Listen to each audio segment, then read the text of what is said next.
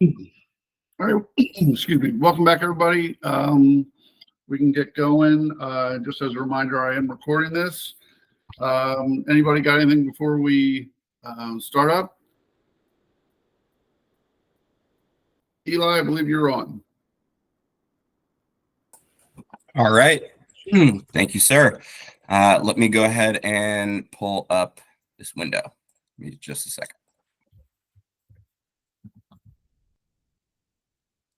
And do you want questions as you go, or you want to wait till the end? I think let's hold off till the end, unless there's anything particularly burning. Okay. Yeah, I think it'll be smoothest to hold off to the end. I think hopefully we'll answer a number of questions kind of throughout the process. Sounds good. All right, let me get this in presentation mode. Okay.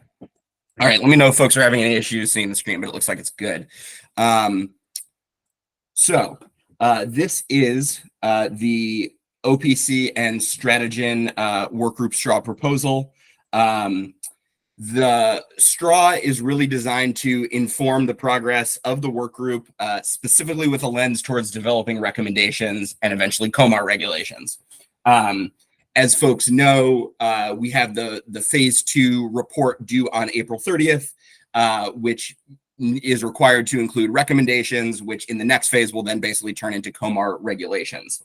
So this straw proposal was developed based on our various discussions as a work group, various stakeholder comments that have been filed, and additional best practices based on DSP research kind of across the country.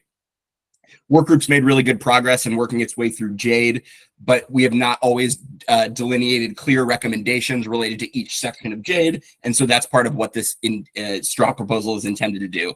It basically encapsulates a comprehensive JADE process. It is specific to Maryland in that it's slightly modified from the JADE structure. Nonetheless, it reflects all key steps of JADE and all major actions that need to be taken by utilities in order to modernize their DSP processes. So this straw proposal first includes an assessment of how well each CSNA policy goal can be effectuated by existing DSP practices. And then second, based on that assessment, provides a framework for ongoing DSP reporting and technical process improvement initiatives that will modernize planning in Maryland for on the distribution side.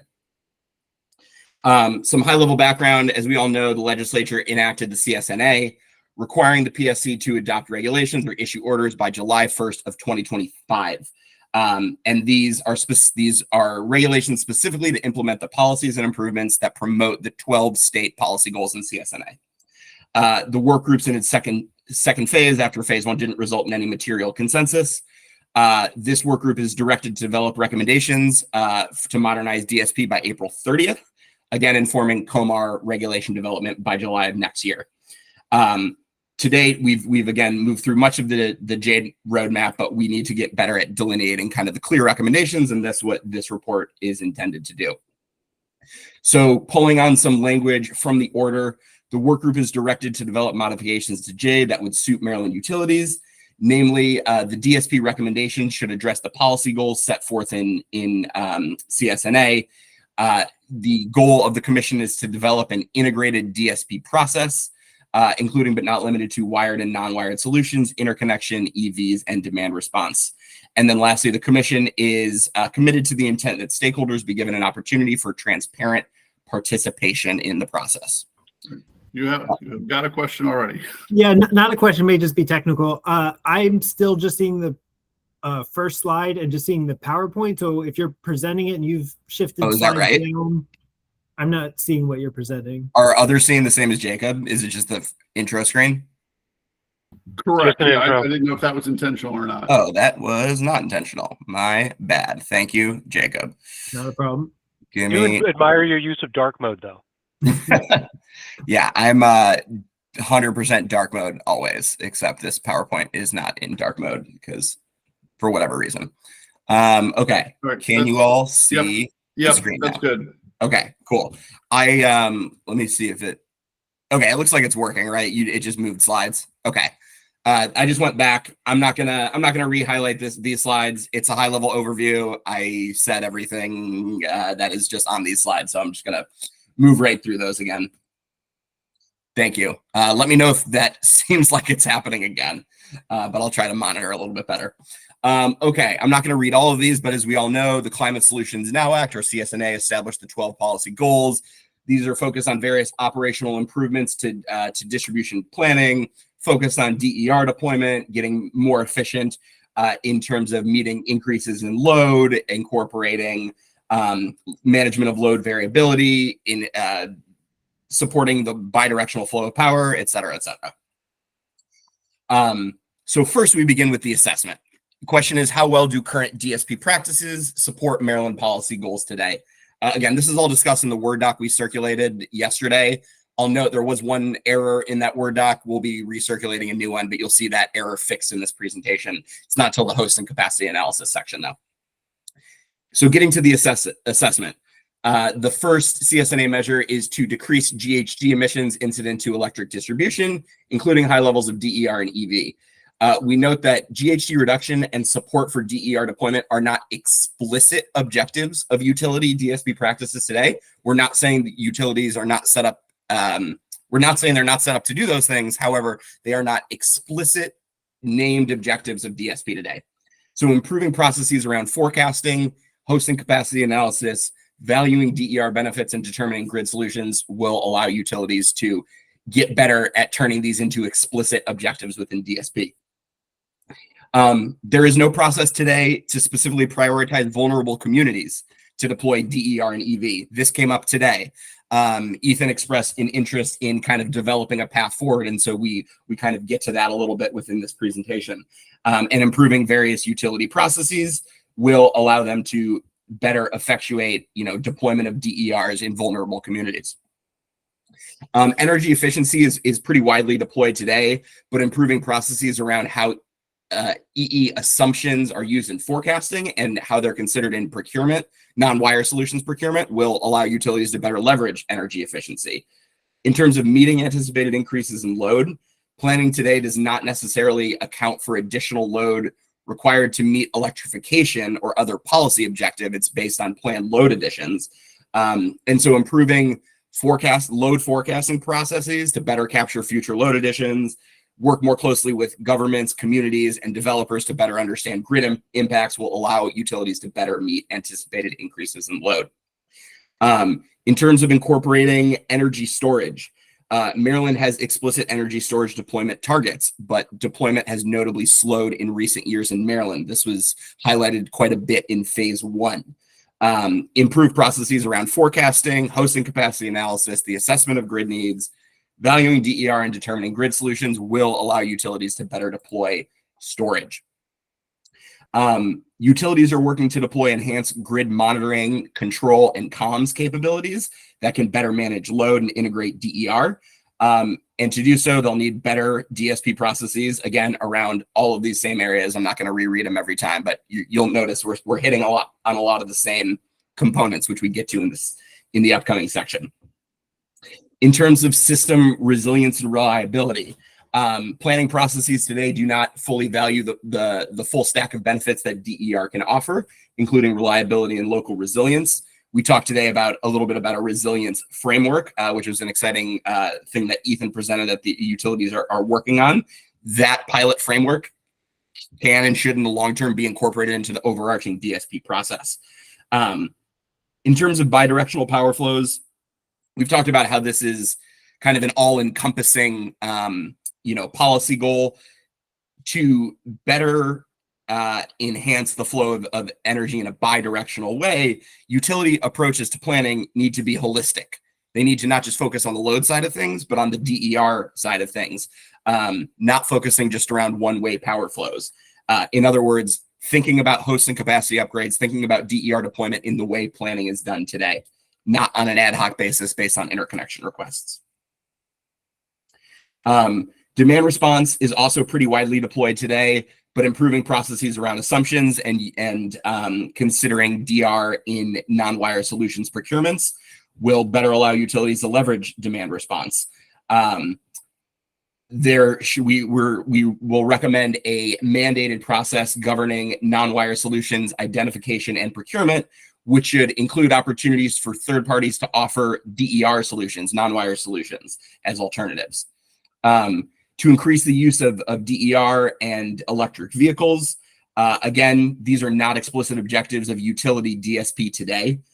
So improving all of the various processes around forecasting, hosting capacity analysis, et cetera, will allow utilities to better incent DER and EV deployment in the state. And then lastly, transparent stakeholder participation is an explicit CSNA goal within the DSP process. This is something we're working towards today. There's not a super clear process. Very much appreciate, though, the utility's efforts towards developing the stakeholder engagement proposal. And as we talked about earlier, hopefully there's a way to kind of merge the two efforts. So this slide highlights Jade. You've all seen this. I won't spend much time on this. We utilize a slightly different structure for this straw proposal, but it is very much informed by the structure of Jade and the structure of these work group meetings. So let's get into that structure.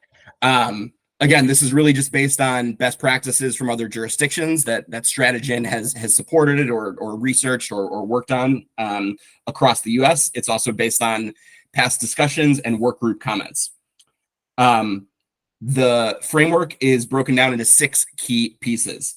DSP process, which includes stakeholder engagement, reporting, and metrics. Forecasting, both on the DER and load side. Hosting capacity analysis, or HCA. Grid needs assessment. Value of DER assessment. And solution identification and selection. Starting with DSP process. And in each of these slides, you'll see in the top right corner, we attempt to highlight how improving this specific component of utility DSP processes will allow utilities to better meet the CSNA goals as identified here. So DSP process. What we're talking about here is developing a clearly defined process that will ensure DSP planning supports the CSNA goals.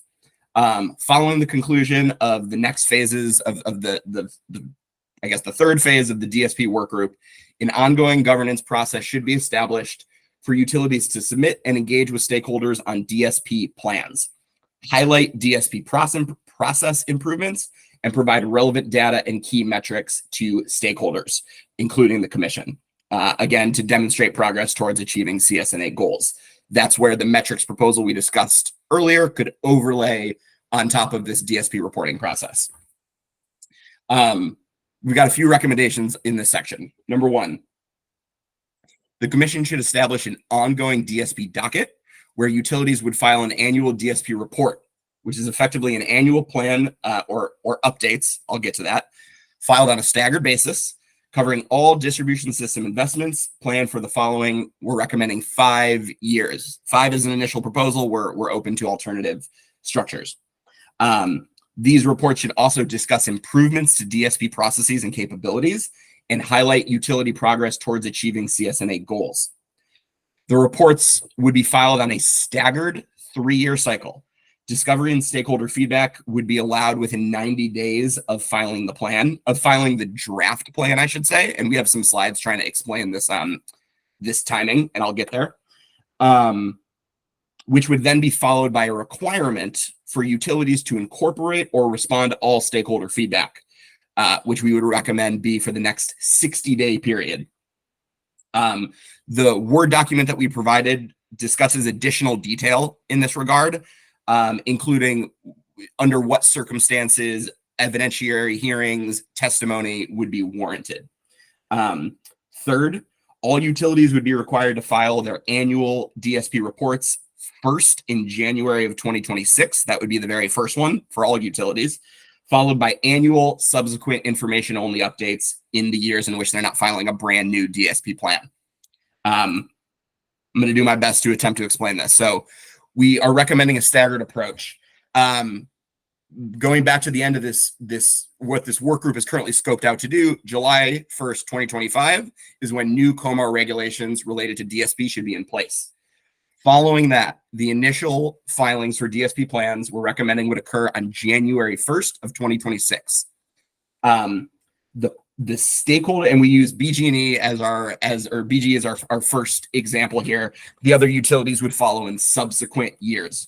So For the 2027 to 2031 plan period, that's a 5-year plan period, BGE would submit its initial report January 1st, 2026. Throughout 2026 would be the stakeholder engagement period, discovery, requirement for utilities to respond to or incorporate feedback, potential hearings and testimony as necessary. The stakeholder engagement process would end by the end of the year, and the utility would submit its final DSP filing, no longer a draft filing. The idea being that in this year, they're able to incorporate modifications to the DSP plan based on stakeholder feedback. Again, this DSP plan covers a 5-year term. So the full plan would be submitted on January 1st, 2027. January 1st, 2028 and 2029 would be information-only updates.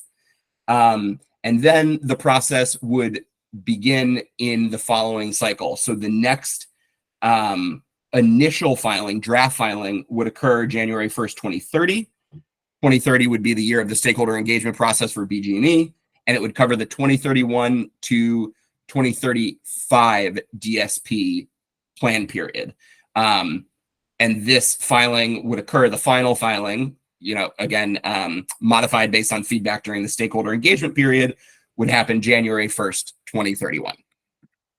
You'll see on the other utility slides, I'm not going to get super into the details here, but we would have, again, and this is just an example, as is highlighted in the title here, PEPCO and DPL would basically have everything begin the subsequent year. Again, we are recommending that all utilities do their very initial filing, because this shouldn't really be delayed any further than it needs to, on January 1st, 2026. But then here's kind of when the process would begin for the other utilities. So they're all on a staggered cadence.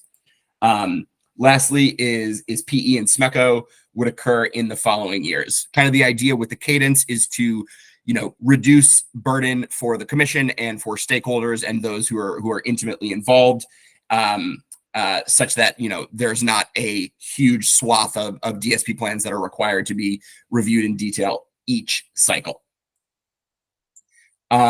Lastly, on process, we are recommending an overarching structure for this report. In the first section, it would basically be the DSP plan, the actual, here are the investments we're putting forward. So it would be a list of all distribution system investments for the following 5 years, including cost and description. We're initially recommending this would delineate all investments above $1 million, or an alternative threshold could be fine, subject to discussion. And then smaller investments could be grouped into a category. For example, all pole replacements cost X. The next section would be a detailed discussion of how the utilities are improving upon various DSP processes and capabilities. This categorization is the same categorization as we've developed for this straw proposal. These 5 sections that you'll see, forecasting all the way through solution identification and selection, are the next 5 sections we're about to discuss.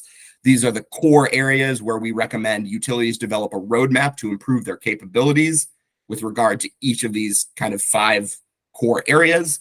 And then within the reports, they are providing those process improvement roadmaps, and in the reports kind of highlighting how they are progressing along those roadmaps.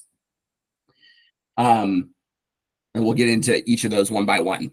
And then lastly would be the metrics and reporting piece, which comes back to the discussion we just had before lunch. It would include an evaluation of their progress towards the achievement of CSNA goals based on the list of metrics developed by the DSP worker. That is everything on process. I'm going to jump to forecasting, and I think most of the next ones are a little bit less intense than the process slides, at least hopefully, or at least folks are pretty familiar with most of these recommendations.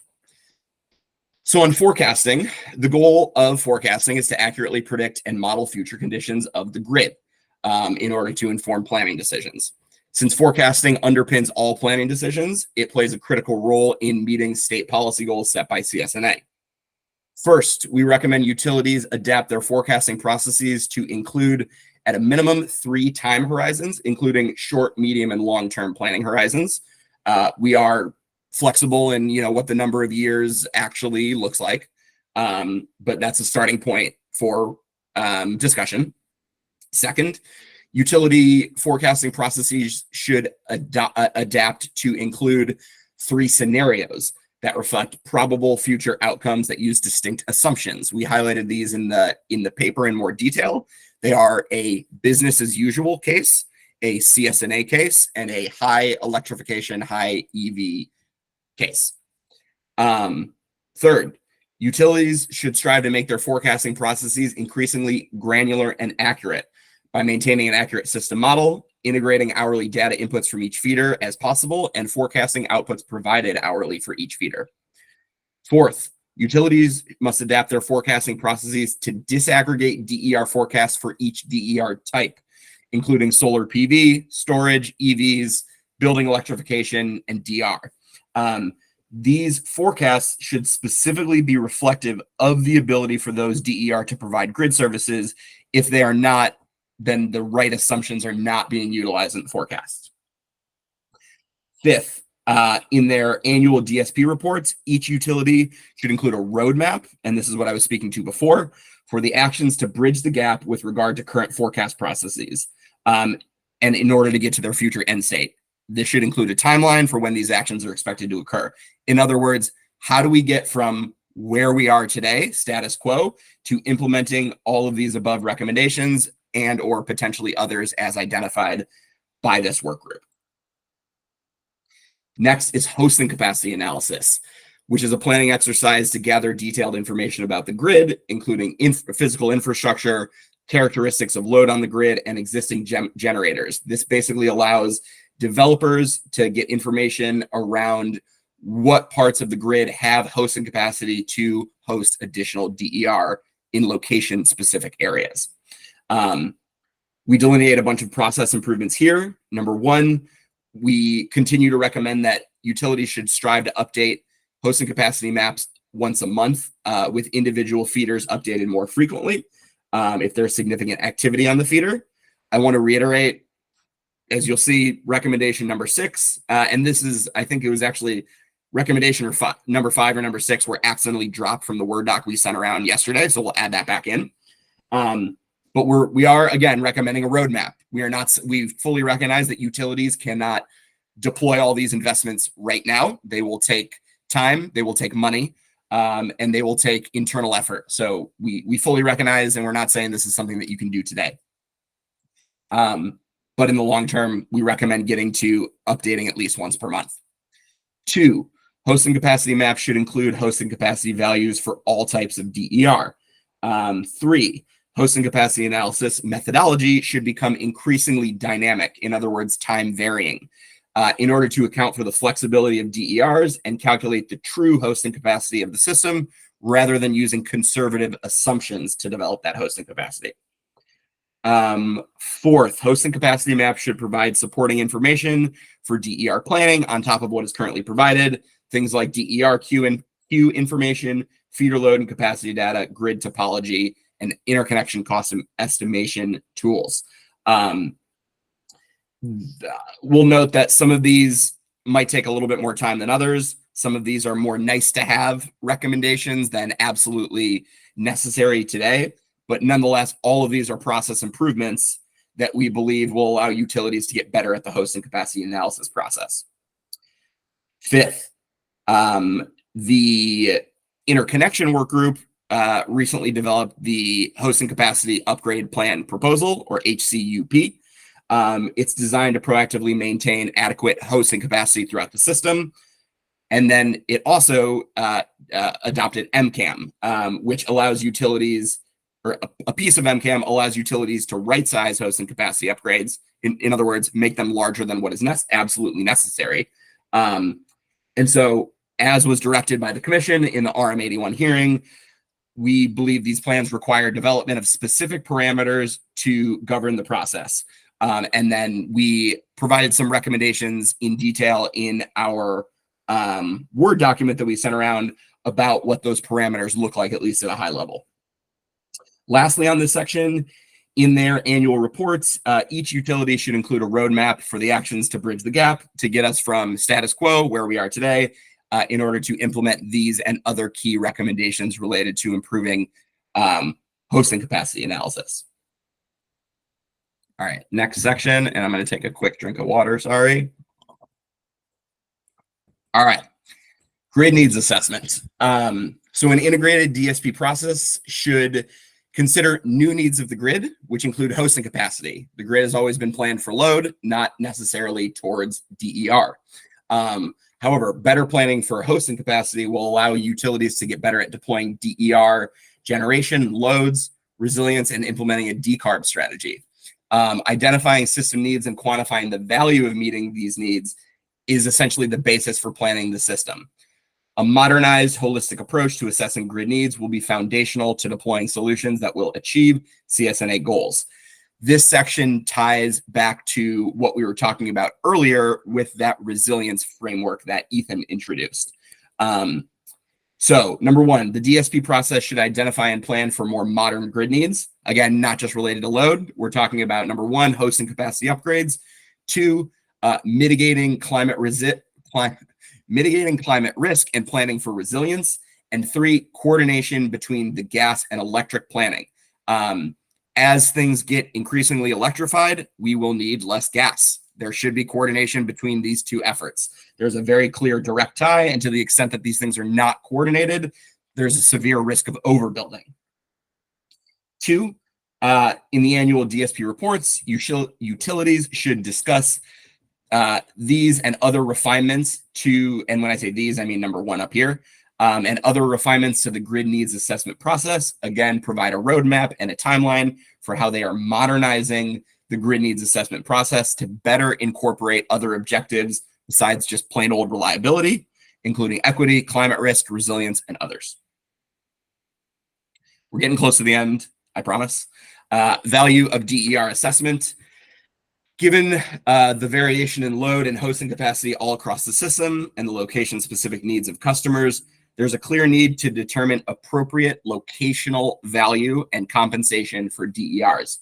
The value of DER, or you'll see VEDR, is broader than just addressing local constraints. So identifying system needs and quantifying the value of meeting or mitigating those needs should be the basis of moving towards a more modern distribution system planning approach.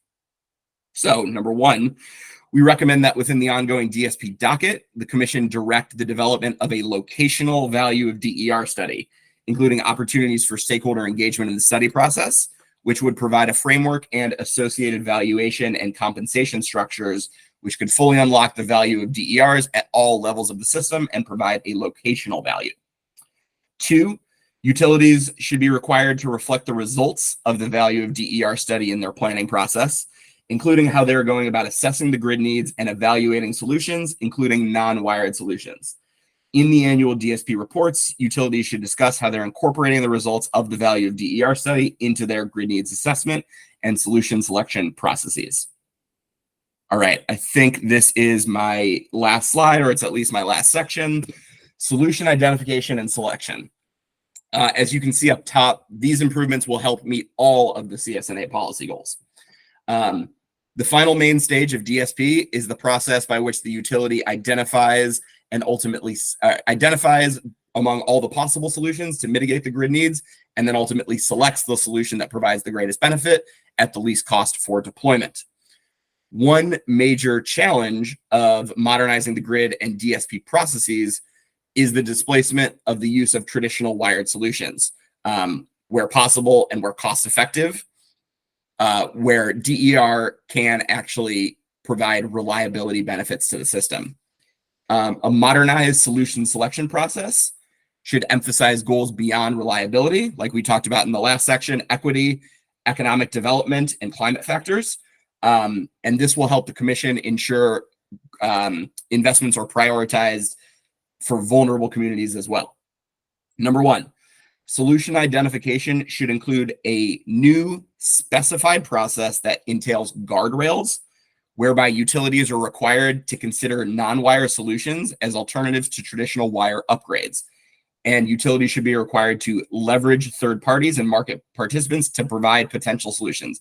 Again, we are not recommending that these third parties be involved in the actual like grid needs assessment and the evaluation of solutions.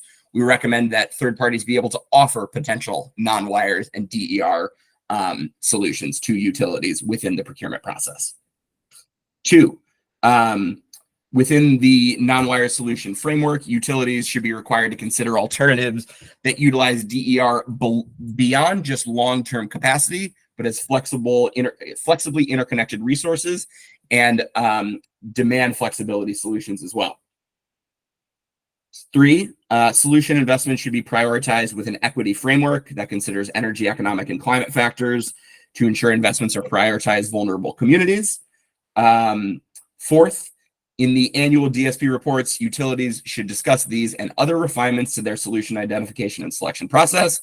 And once again, provide a roadmap, including an associated timeline for how they're modernizing the solution selection and identification process to incorporate non-wire solutions explicitly and consider other distribution planning objectives like equity and climate risk. And that is it. Hopefully that was relatively painless. Again, I want to clarify that this is a straw proposal. It is open for discussion. There are clearly some avenues where there are elements of other things this work group has done, like the metrics stuff, like the stakeholder engagement stuff that was presented earlier that can hopefully be intertwined within this approach. I also want to add that it is our initial set of recommendations. We are happy to consider alternative recommendations, but we believe that this approach here really reflects best practices in the other jurisdictions in the US that have been working on DSP for a number of years, and in some cases even a decade plus. And that it also encapsulates a lot of the key findings, discussions, and comments provided by stakeholders during this work group. And with that, I will pause. Thank you. All right. Thank you very much for that presentation, Eli. All right. Any questions? I know you're seeing this for, okay, there we go. Go ahead, Ethan. Okay, well, first let me just say, can you take the present, I guess we may need to refer back to it. We didn't receive this 30-page straw man until last night, and frankly it got stuck in our spam filter. I'm not exactly sure, so many of us have only had a short amount of time to review it. So initial matter, we would like to postpone discussion until we've had time to go through the 30 pages and numerous footnotes. We are a little surprised by this. We didn't know it was coming. We've been working collaboratively with stakeholders, and there was a stakeholder, the stakeholder engagement and metrics. It wasn't mentioned, so we do feel that this should be taken back to those groups for further discussion, especially the stakeholder engagement group, so that we have a little more small group discussion in order to provide comments to Eli and his team. Initial take, there were a lot of what I would call normative statements about utilities and such that I thought were not appropriate to a straw man, but were rather statements of not even policy, but opinions of utility practice. And I struggled with some of those, especially some of them that I could point to that were factually incorrect, concording about the financing of non-wire solutions. A specific example there, it says that non-wire solutions are only financed by utilities through OpEx, which is a term I'm not familiar with, but I realized later reading you meant operations and maintenance in our parlance, and not CapEx, that non-wire solutions wouldn't be a capital expenditure. That is not true. Non-wire solutions are financed in utilities many different ways, depending on the type of non-wire solution selected. So that statement I would recommend you remove altogether. Non-wire solutions are just another tool in our toolbox, and like all tools we use, they go through general accounting principles for their treatment, and their treatment is not something that is ever considered in our evaluation of a tool. The tool is what meets the system need. So if it's demand response that meets the system need, that's what we go with. If it is a battery storage project, that would be that would be, you know, what we would go with for that project. And the demand response program would be operations and maintenance. The battery storage project would be CapEx, and a reg asset could be either or depending on the type. So that statement really was struck by as not really reflective of utility practice. That gets us to the term best practices. We don't understand what, Eli, can you let me know what authority was EPRI, NARUC has selected what is a best practice and what isn't? So we generally consider best practices to be something that utilities have been doing for a while and has been established as something that we can all count on as to work. And when you know, a lot of these proceedings, frankly, I don't consider exactly successes. And you know, they've come up. I'm a veteran of the California markets in 2000, and spent a summer in the Enron building analyzing trader tapes as an outgrowth of that. So I have certain feelings about what is identified as a good idea that comes out of something before it's been road tested. So would appreciate you speaking to what best practices are. I do have a couple other points, but I'll let you pop in there, because that's one that's really we've been really wondering about as far as best practices go. Yeah, absolutely. No, that's a good question, and is absolutely reasonable. What I would recommend is probably taking a more detailed look through a lot of the citations, and some of the more detailed discussion in the Word doc. Obviously, we were not going to put every single word that's in that Word document in this presentation. So, you know, wanted to move through it a little bit quicker, but we point to a number of jurisdictions that have been tackling DSP for a long time. California, for example, has been working on distribution system planning in some form since about 2012. There are what I think what could, you know, reasonably be referred to as best practices in California, for example, because there have been a number of iterations on those best practices a number of iterations on those DSP processes. The CPUC, the California Public Utilities Commission, has the open docket to focus on this, where they consistently look back at how successfully DSP worked in the most recent cycles, and they determine process improvements. Every cycle, they determine process improvements for DSP. And so after, you know, a decade plus of iterating on DSP, I think it's reasonable to argue that they have arrived at a place where some of what they have instituted there can reasonably be considered a best practice. Some of the stuff we did pull on does come from some of those, you know, types of organizations you mentioned, like a NARUC and EPRI, that kind of take that lens, and we do pull on some of those references as well. But I think, you know, when we're talking about best practices that we're pulling from other jurisdictions, we're talking about jurisdictions that have deep experience with looking to modernize their distribution system planning approach. And because they've been continuing to iterate and improve upon those processes, I think it's reasonable to characterize them as best practices. Okay, well, if your team could take back the document and in your next iteration, when you use that term, be a little more explicit as to why it's a best practice, that would be appreciated. So another question we had, Order 90-77-7, pages 9 and 10, there is a very specific piece of language, and let me just bring that up. The Commission understands that there is disagreement among the work group, and I just lost the reference, of course.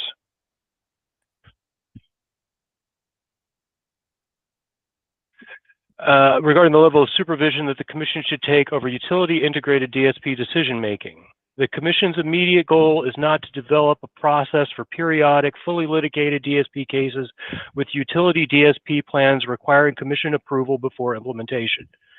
The utilities are ultimately responsible for the DSP and bear the risk of cost recovery and must retain a reasonable amount of flexibility and nimbleness in decision making. There's a lot about this proposal that is going to be difficult.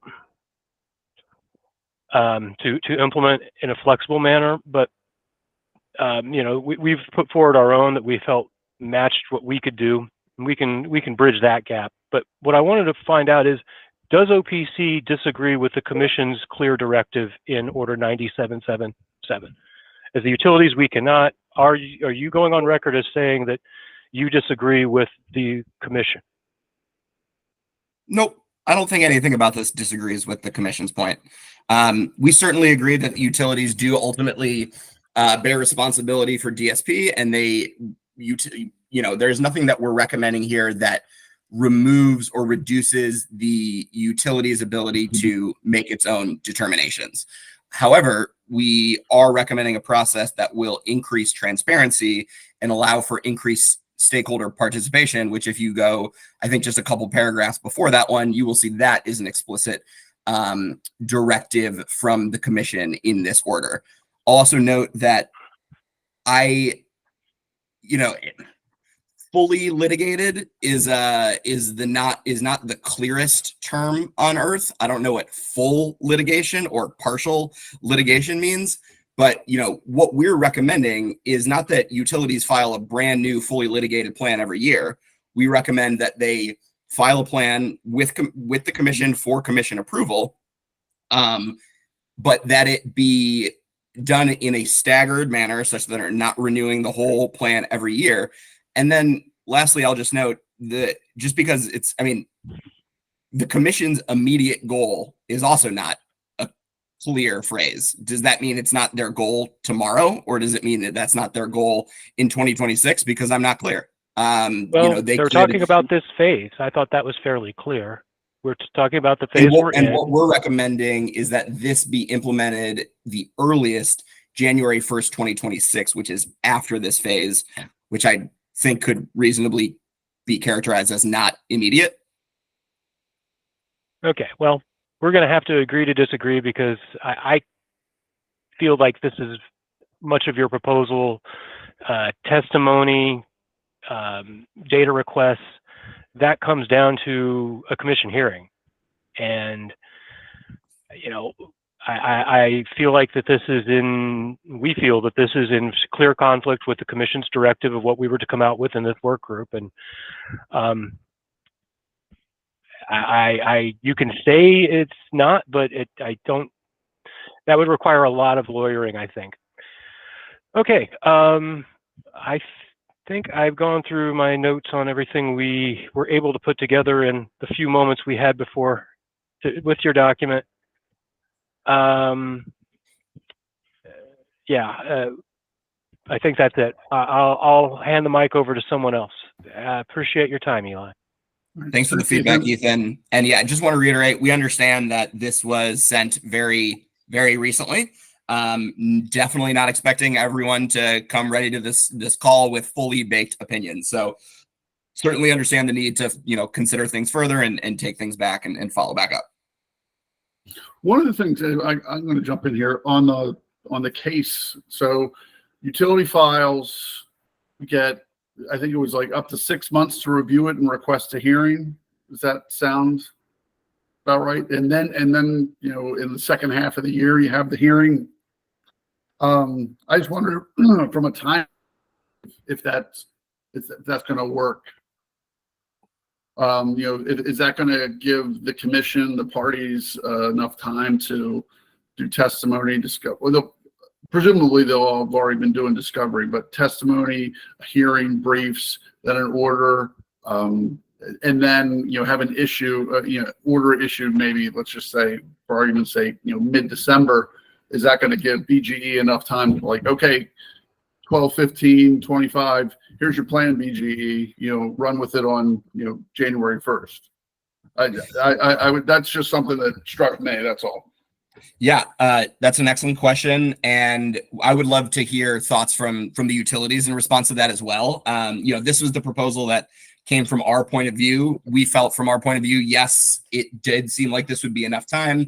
Basically, by June 1st, the whole discovery and the response to discovery piece would be wrapped up. And therefore, in theory, at least shortly after June 1st, a decision could be made on the timing of testimony, rebuttal testimony, and hearings, We think there's a reasonable path to doing that with, those steps plus a commission decision within like a 6-ish month period, which would then give, a month plus to go in and update the plan. And the thought is that like, we're not necessarily envisioning a completely overhauled plan, right? The idea is especially that as stakeholders are surfacing concerns, raising alternative suggestions, ideally utilities, at least to some extent, will be incorporating those suggestions and responding to the ones they're not incorporating to get, the stakeholders comfortable with the plan and try to develop consensus. So the thought being there wouldn't need to be a complete like overhaul in that last month such that there's no way the utility could reasonably file by January 1st. Really over the course of that year, that's when time would be spent making tweaks to the plan based on stakeholder engagement. Okay, I'm with you. I appreciate that. Eric. Good morning. Good morning, everyone. Eli, thank you very much for sharing this information.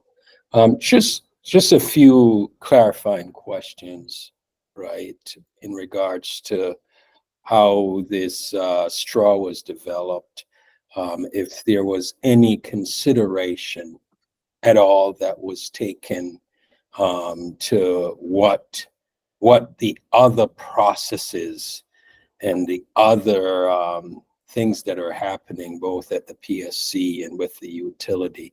Was that taken into consideration as you developed the straw?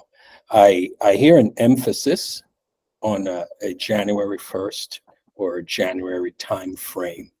I'm not sure what data you would expect to be in this report on a January time frame, taken into consideration a typical utility process of getting out of summer period and utilizing the data from the summer period to actually starting their forecast and how that aligns with their process, right? That's one. And two, other processes that are within the jurisdictions of the PSC, how would you deal with this in say an MYP filing year or even a rate case filing year, right? It seems to me, right, and I'm curious on your thoughts that the straw, as detailed as it was, right, was done sort of in a vacuum and not considering the other processes that really has been used over the past few years to help us be able to effectively manage a distribution system and work with the other stakeholders and the PSC. These dates, when you emphasize these dates, I'm trying to understand, because that's very impactful, right? When a date is just pulled out like that and say, this is when it needs to be done, and not take into consideration the utilities processes. Eric, thank you. Honestly, this is excellent feedback. This is the exact type of feedback that we're looking for with this straw. As part of my intro to this discussion this is an initial straw proposal. It is not, obviously it's not set in stone. The idea here being that, we want to take the rest of this phase of the work group to try to work out the kinks such that a version of this or something to this effect can be recommended by the work group in the April 30th report. Your point about January 1st, absolutely noted. I would be curious if you have any thoughts onto what an alternative time would look like. You mentioned perhaps kind of coming out of the end of summer, maybe a September 1st or October 1st, kickoff of this works. And I'll let you follow up on that one in a second. But we can, January 1st is in no way set in stone. It was just an initial recommendation, mostly based on the fact that by July 1st of 2025, the expectation is that new COMAR regulations will be in place related to DSP process, and therefore 6 months felt like a generally reasonable time frame to construct the very first DSP plan. So open to alternative timing. Really, all of this is open to, an alternative structure. This is what we laid out that we felt would give stakeholders reasonable transparency, enough time for stakeholders to review things and come up with feedback, enough time for utilities to respond to and incorporate that feedback, and enough time to conduct a fully comprehensive stakeholder engagement process. However, we are open to alternative structures. So I'll pause there on that. This is by no means final. And then on your second point, this is intended to be distinct from an MRP or a rate case.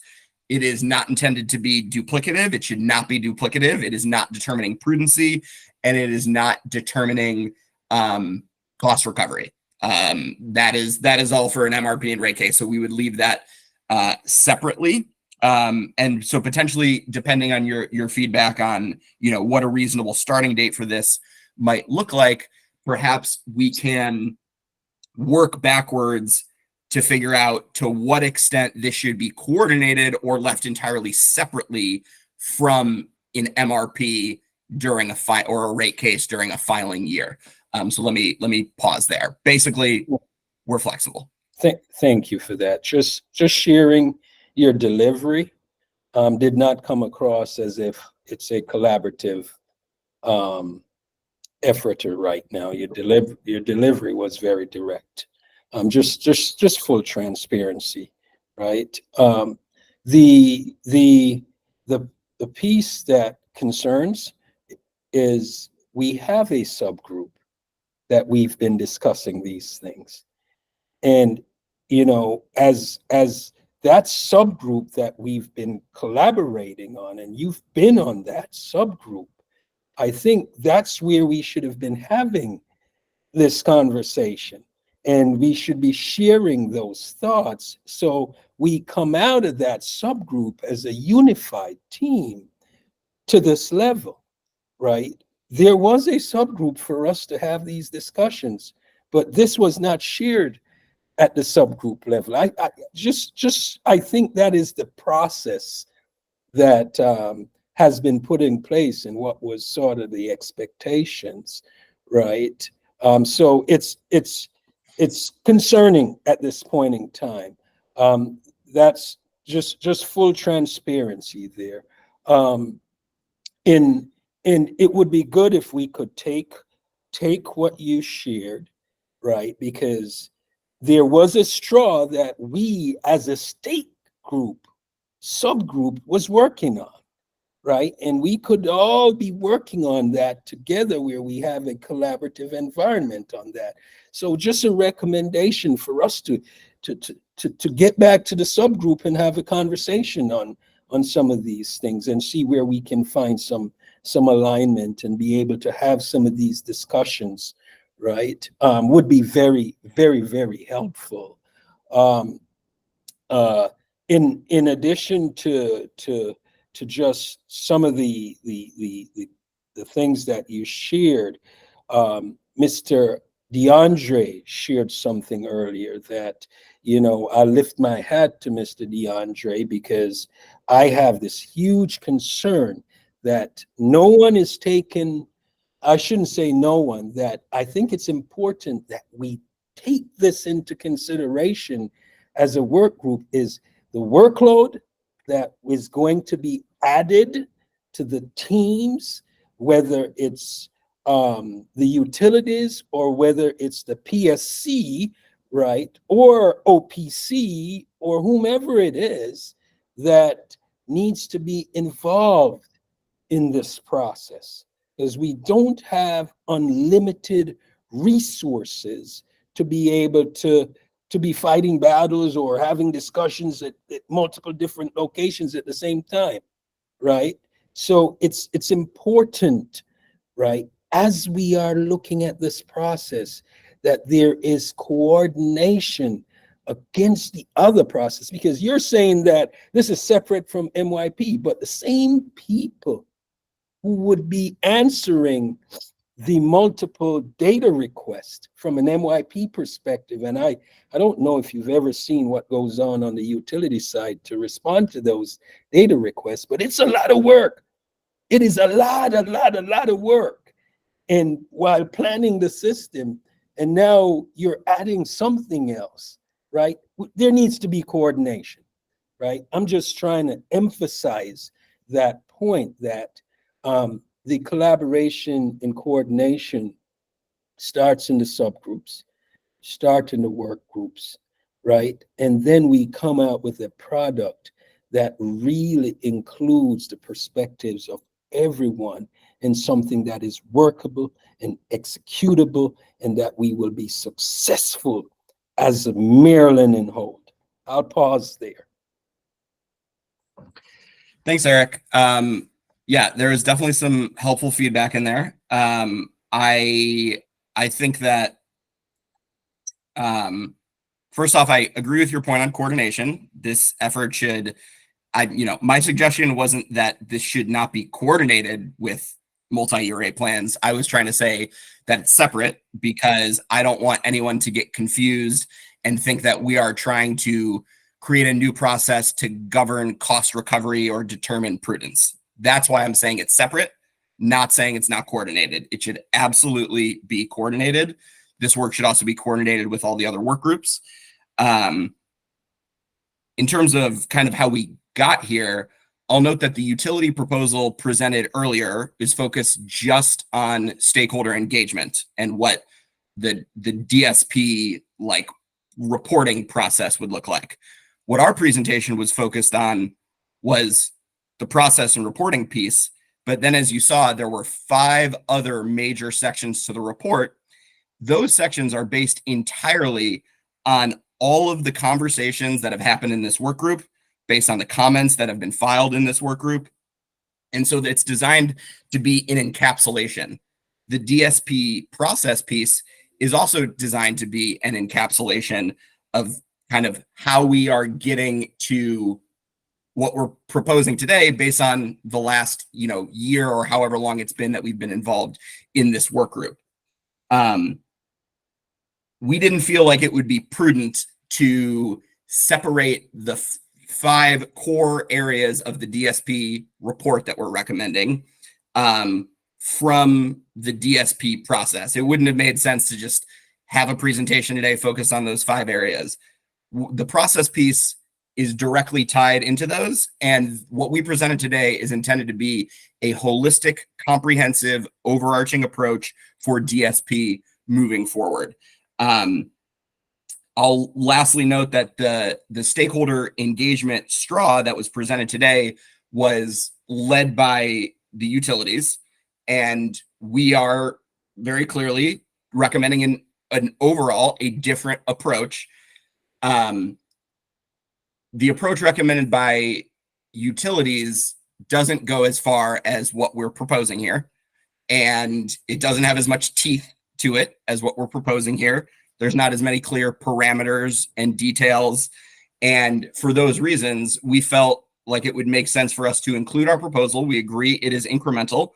Happy for the subgroup to go back and consider it and consider how that proposal can merge with ours.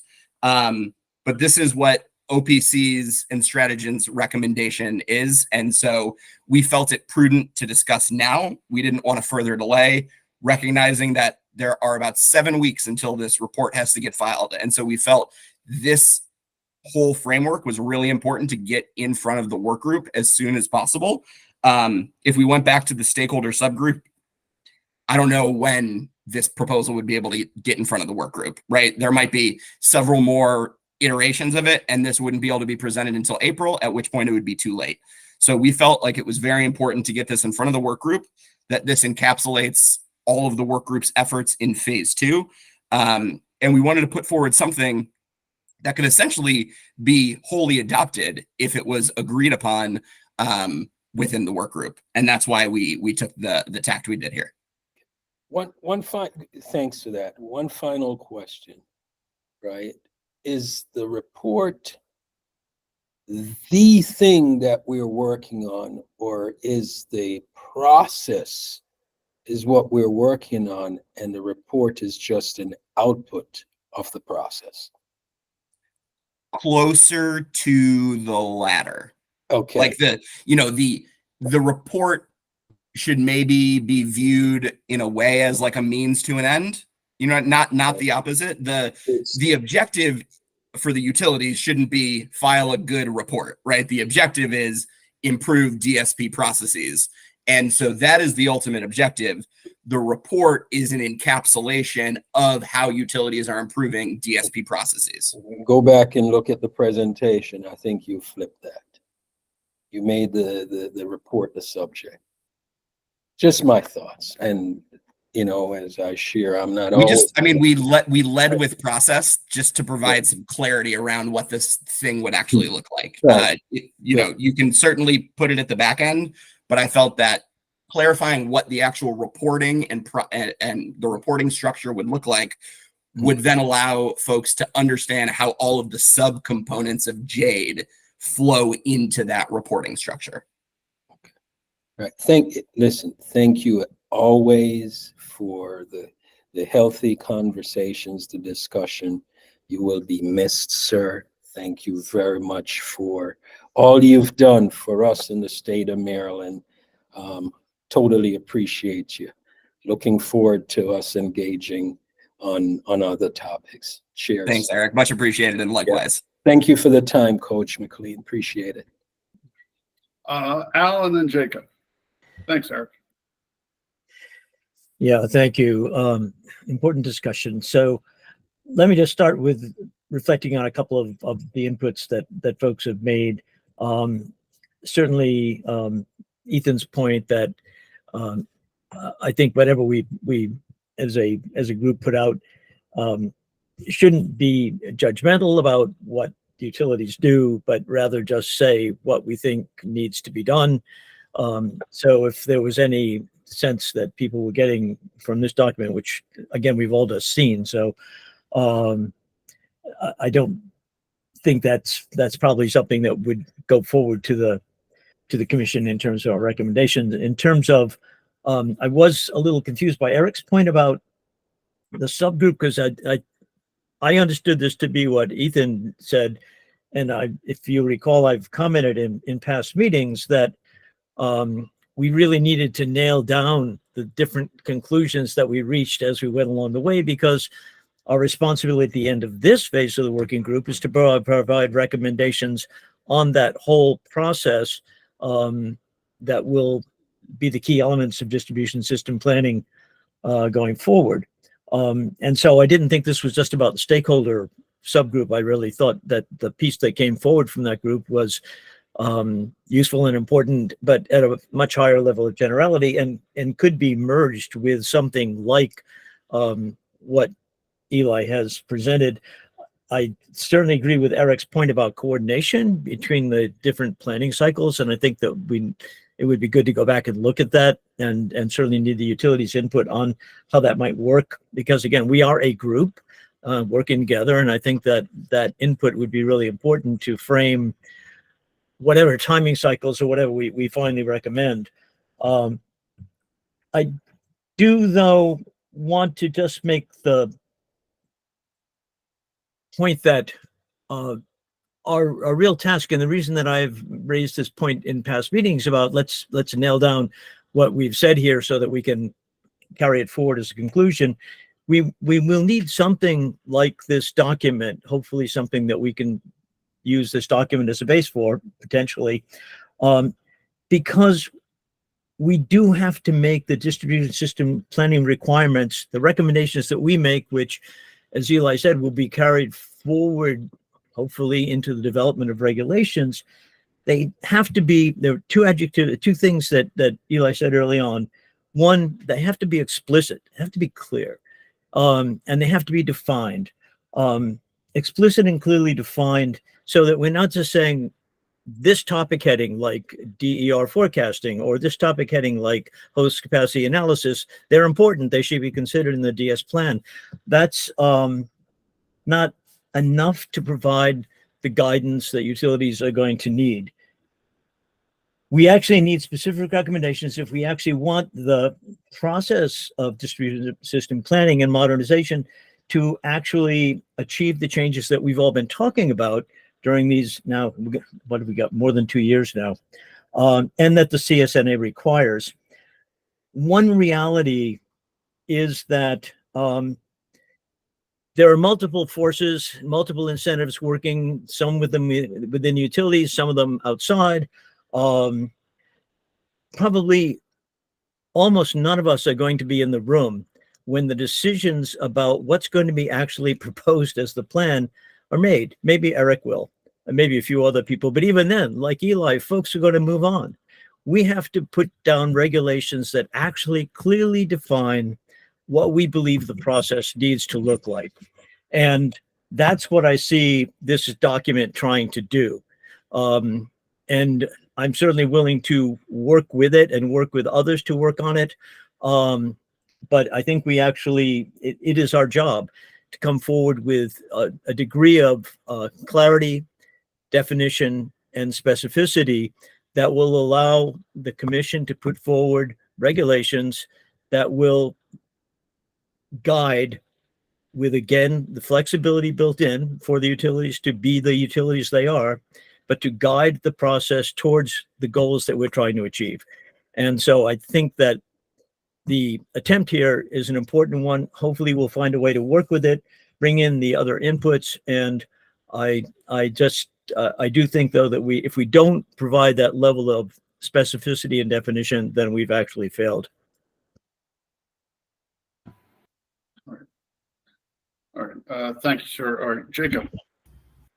Yeah, thanks, Judge. A couple of thoughts. First, obviously, Eli, you kind of outlined something that was, as you're saying, broader than stakeholder engagement, but certainly recognized within that document there was thoughts from OPC around stakeholder engagement. And given that document's well over 30 pages, I'm sure that's been in the works for a while now. And I'm just a little surprised, Eric's point, that some of those thoughts didn't bubble up during the last several stakeholder engagement meetings. Recognizing that you were a part of them, and we did have discussions around that. So, just a little surprised seeing this. Obviously, as Ethan said, IT flagged that email as junk for some reason. I don't know why. We've obviously emailed back and forth, so I don't know what happened this time. So haven't got a chance to look at it, but I would imagine that's been well in the process. So a little surprised that some of those things didn't come up during the subgroup, and that being the intent there. The second thing is, I think a lot of this, is looking to kind of supersede some of the work that this working group has done. Obviously, we've spent the last 6 months going through JADE and developing and identifying what those best practices are for DSP. And, I felt like we had come to a place where we've, largely identified those best practices, and Judge, you've captured them in much of your documentation so far. And so to have this come in as a superseding kind of recommendation over the existing recommended best practices, a little confused by, especially because the work we've done so far has been very collaborative, and this very much looks like a unilateral approach towards those recommendations, and not necessarily a collaboration with the stakeholders. And my last kind of concern and question is really, we're realistically 1 month from when, Judge, you were aiming to have a draft out.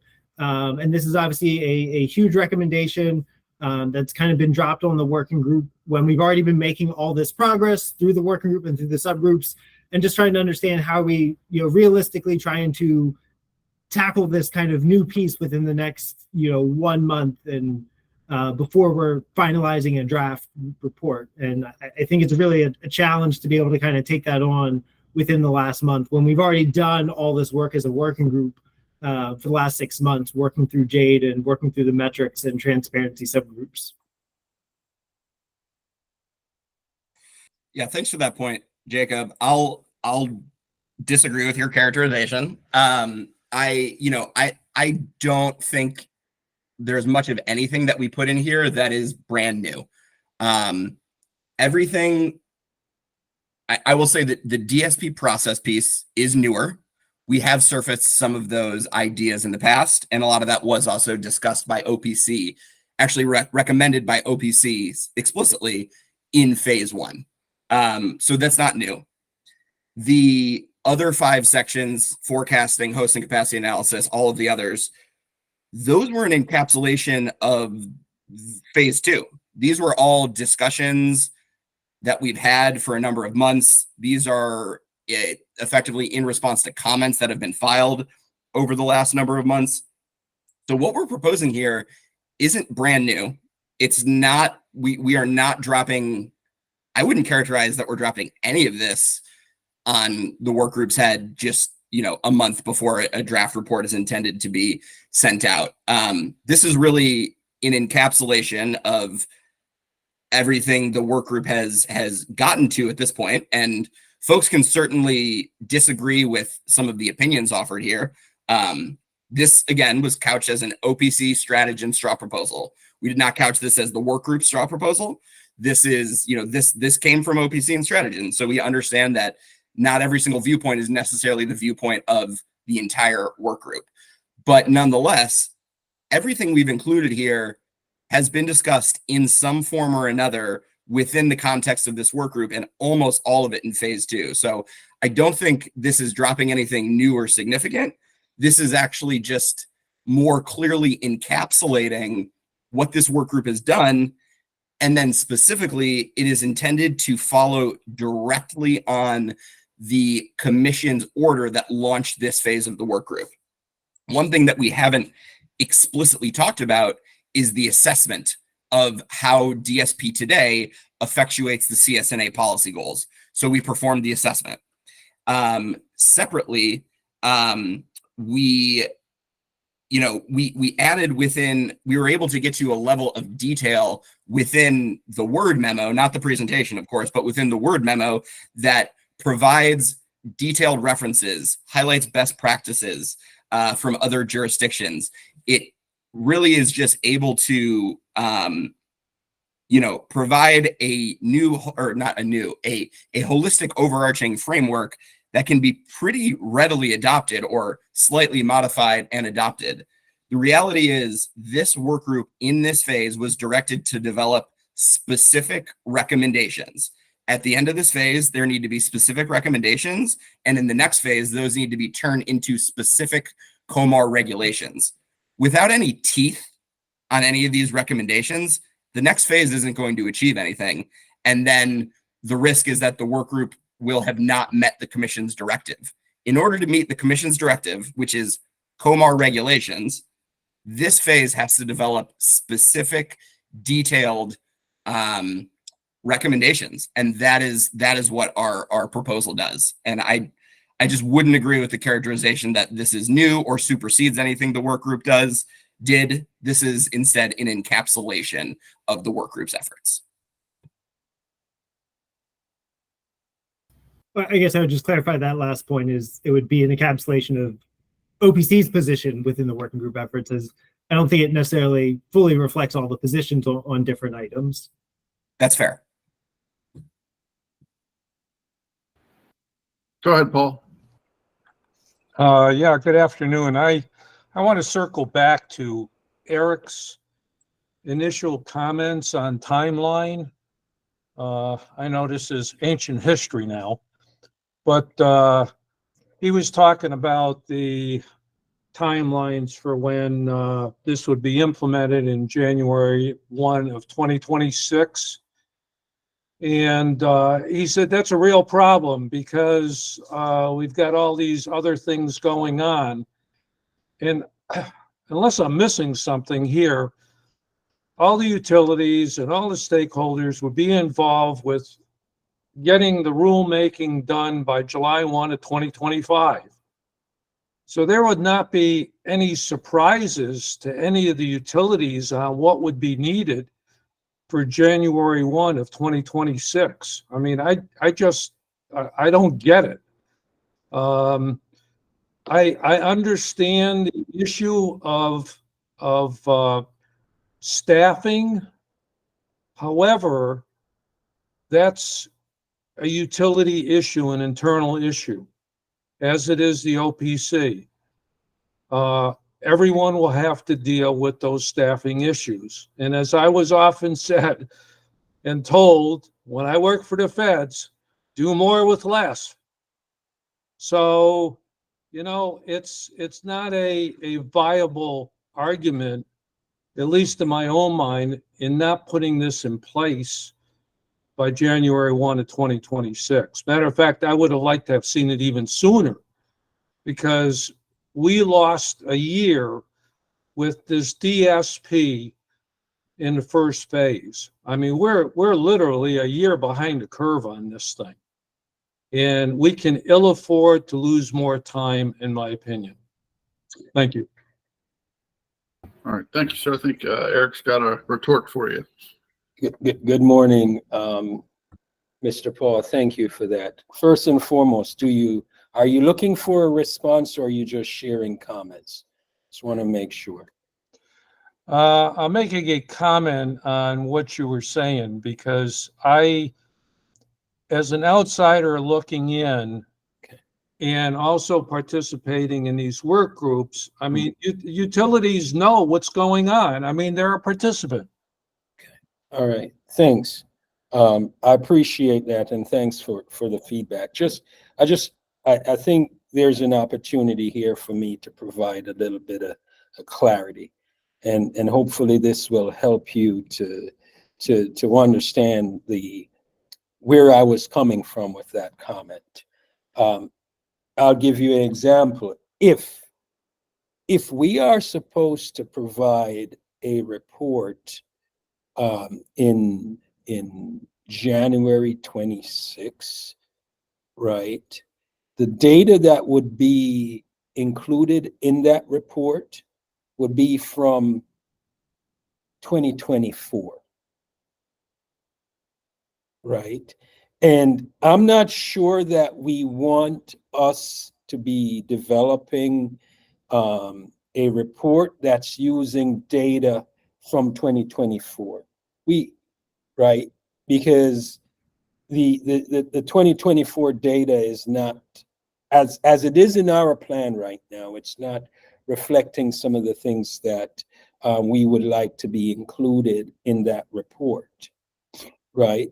Now, if we are allowed to go through our planning cycle, right? Because we have a cycle that we go through annually, and be able to provide, if we are looking to get that report in 2026, right? And we can provide that report later in the year in 2026, then it could be with more relevant data from 2025, right? And that's what I was trying to explain, is that we have a certain annual process that it would be important for us to leverage the process, right? From a timing perspective, instead of just trying to shoehorn a date for a report, because my concern, and I think it's a collective concern, right? Not just to the utilities, but also to all the stakeholders here, that having more relevant data in the reports, more timely data in the reports would be more helpful. I hope that provided a little bit of clarity, Mr. Paul, and that may answer some of your concerns. I'll just reiterate, dates are flexible. Yes, understood, Eli. Thanks. Thanks. Thanks. I just wanted to provide a little clarity, but thanks. Back to you. Go ahead. Thank you, Eric. Dr. Bartlett. Yeah, I just have a concrete suggestion to make, which I mean, I read the document yesterday, and there's a huge amount of supporting information. We can talk about what represents the best practice and so on, but a lot of information there. But I found that it was so long and so complicated that it was a bit overwhelming. And also, I understand that for people who are really just seeing this for the first time from the utility perspective, it looks different. But what I would suggest, what I actually did overnight, was I went through and took out all of the text except for the recommendations themselves. And that's what's encapsulated on Eli's slides. And if perhaps he could circulate those slides, I would ask people to take a look at each of those recommendations. They're fairly concrete, and in many cases, they do reflect things that we did talk about. And some of them, I think, are probably agreed upon. know, the for example, I'll just look through this here. Utilities must adapt their forecasting processes to include at a minimum 3 time horizons, including short 1 to 3 years, medium 4 to 6 years, and long-term 7 to 10+ year planning horizons. Utilities must adapt to their forecasting processes to include at a minimum 3 scenario analyses that reflect probable future outcomes that use distinct assumptions. And then he listed what those assumptions were: the business as usual, et cetera, et cetera. Some of them are going to be ones that we can further discuss. For example, number 4 in that section B, it says utilities must adapt the forecasting process to disaggregate DER forecasts for each DER type. Okay, do we agree that that's possible? Do we agree that that should be done? Is that an end? Is that something that has to happen right away, or is that an end game? Is that one of the ones that we need a roadmap for? For hosting capacity analysis, we've had discussion about this one. Hosting capacity map should provide supporting information for DER planning, including DERQ information, feeder load capacity data, grid topology, such as recloser and switch locations, and interconnection cost estimation and tools. That obviously is something that's nice. That's obviously, I think, something that the utility said isn't that easy to do, but maybe it can be done, and maybe that's part of the roadmap. But I think if you look at it, recommendation by recommendation, let's look at the concrete part. It doesn't become so overwhelming, and it doesn't become so new appearing. It actually looks like what many of the things that we have just talked about, as Eli said, in quite a bit of detail, but never got conclusions to. We never actually said, well, what are we recommending? So this is an attempt to recommend the outcomes of some of those discussions. That's the way I see it now. And we can continue to talk about it, but it really is a chance for us to wrap up, as we come to the close of this phase of the working group's work, the things that we've talked about. I think that's what this is being offered at. And all the supporting information is supposed to help us say why that's a good idea. But again, some of these we haven't actually totally resolved. And I agree. And I see that the utilities certainly are focusing on some of those, but I think they are things we have definitely talked about, with a few exceptions, and like the timelines, and that we can meaningfully and reasonably discuss. But I think we need to come to closure on this set of things that we have covered. I don't see any other way. We don't have anything else that I can see that actually is going to help the commission understand what needs to move forward when they decide about the regulatory process. All right, thank you, Al. And Eli, I appreciate you sending out your deck. Some folks have already asked for that. So, Mark, how you doing today, sir? Fantastic. Good afternoon, Judge. Good afternoon, everybody. Happy to be here for the meeting today. Just I want to say I appreciate the presentation from Eli and from OPC Stratagen. We did not receive it here at First Energy, and nor did we get an email just recently with the presentation. So something's going on with the spam filters. Don't know what it is, but if there's any way we could get that, and then we're happy to provide feedback.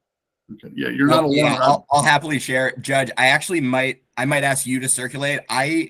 As soon as I sent that out, I actually started getting every single email that I would send bounce back to me, because something happened where it now assumed that I am spam. And so okay, that issue got fixed, but now I'm afraid of it happening again. And so I might route it through you. Yeah, just shoot me your presentation and I'll send that out. Cool. Today. And I'm going to update the, I need to correct that one error in the Word document as well. So I'll get both of those out to you today, and you can shoot those out to the work group. Sorry for the spam issues, everyone. Not a problem. Not a problem. Jacob. Yeah, I just want to follow up.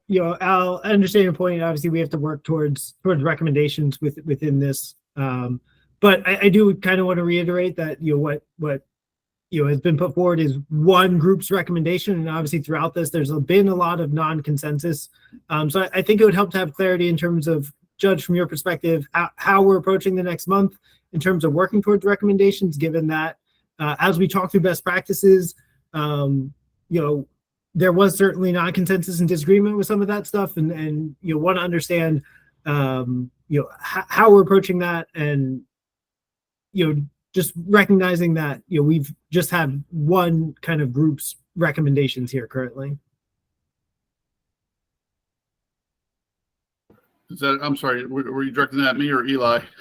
A little bit to your, for you, just clarity, recognizing Well, like. I'm going to take the document for what it's worth. I mean, I realize this is OPC's take on what we've done this far. To the extent that they've kind of refined their recommendations for certain issues. I'll take it as their recommendation, but I'm certainly not going to, unless somebody signs off on this saying I absolutely love this. I know Mark, as soon as he gets it, he's gonna sit down with a cold one and be like, I love this stuff. It's I'm all in. Jeff Trout would love this. So unless he gets specific endorsements, I mean, I'm not going to take it as that. Is that what you're concerned about?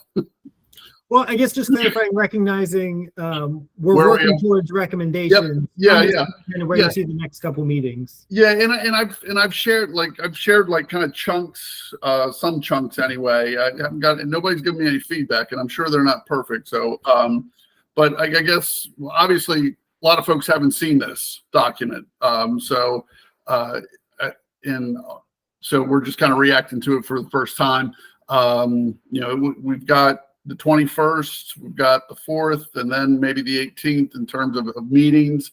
So, I mean, we do have a little bit of time to discuss this, and we've got a couple other things that have come up today that we're going to address. But I mean, I think if folks could, look at the proposal, assuming you guys can get it from me, look at the proposal, look at the straw man, and submit some written comments to the extent you want, and then we can discuss a little more in depth on the 21st.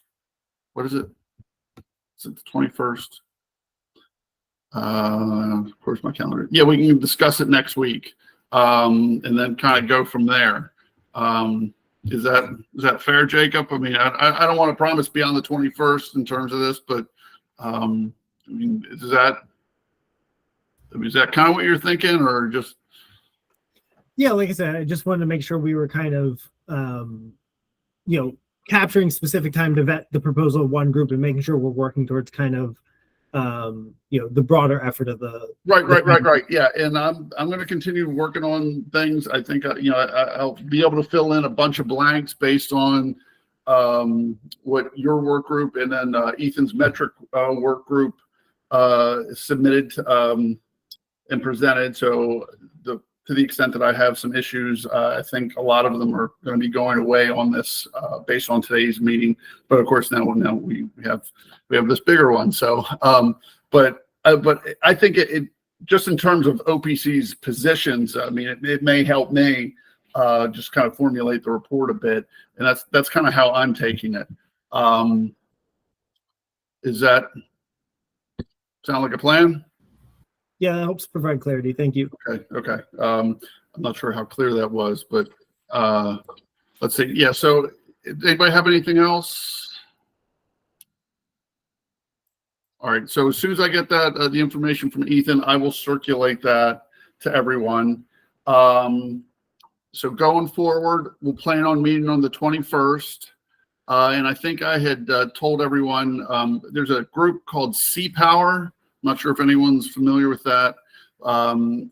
They have asked to be able to present, I believe it's some kind of load management company, not 100% sure, but one of the individuals who expressed an interest used to be a commissioner at the PSC. So we'll have that. We'll discuss the straw man that OPC had presented today. If we get comments on the 14th, and we'll keep the comment, calendar kind of the same. Comments on Thursday, reply comments on Tuesday.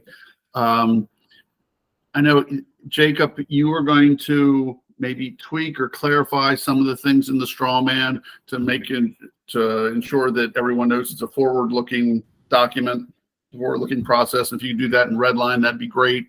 I don't know if Ethan's here anymore, but I know he was going to get another subgroup going on resiliency and equity and increasing participation. All for it. Oh, okay, good. I thought you may have dropped off. I'm sorry. So yeah, thank you. Had to take a call. My apologies. No, don't apologize. No, I know you got to multitask. And then again, I'll continue to work on things, and to the extent I can get some chunks out, I'll certainly send those around. And if anybody has comments, edits, questions on what I've given so far, I think last week I sent around blocks 7 and 8, and I think maybe 10. Any feedback is appreciative. I'm looking for, obviously spelling, grammar. I'm not the grammarian, but making sure I have everyone's positions correct. I'm not looking for happy to glad, that kind of thing. And again, if it hasn't been presented to the work group, I don't want it going in the report. So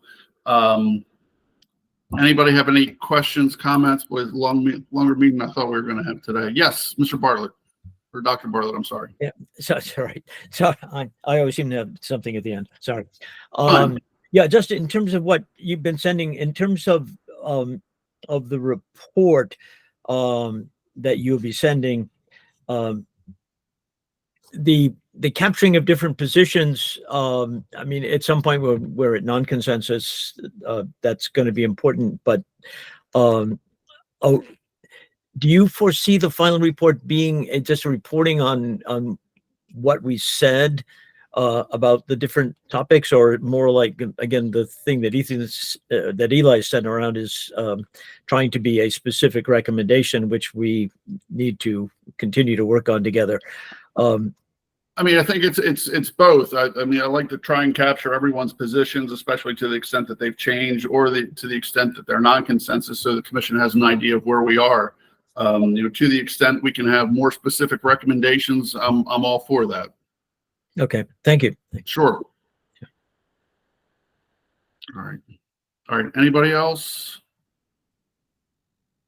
All right, Eli, very much appreciate it. You just kind of drop this one off and be like, all right, I'm out of here. So, that was my mic drop moment. Thanks, Judge. It's been a real pleasure working with all of you. Thank you for giving us this audience. Really excited to see what Maryland does in distribution planning. Hopefully this framework allows the utilities to, move towards a modernized approach. And again, just really appreciate the opportunity to work with all of you, and feel free to stay in touch. Look forward to hearing from folks in the future. All right. Good luck to you, Eli. Take care. Take care, See everybody on the 21st. Take care. Thanks, everyone. Thanks. Thank you.